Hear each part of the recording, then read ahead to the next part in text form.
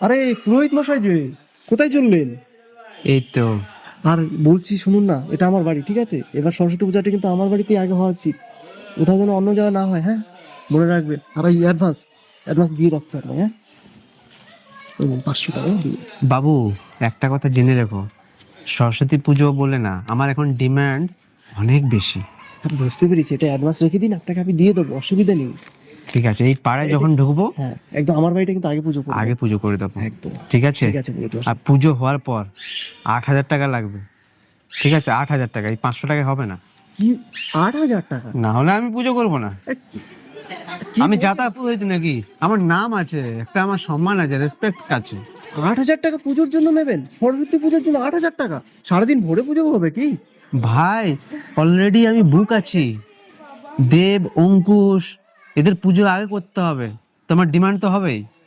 দেব, অঙ্কুশ? হ্যাঁ, আমি যাতা পুরোহিত নাকি?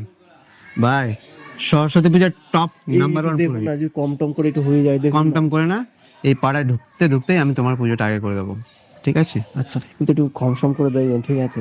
ঠিক আছে, ঠিক ঠিক আছে। আছে, খুশি থেকো। আসবেন কিন্তু। ওকে। ঠিক আছে।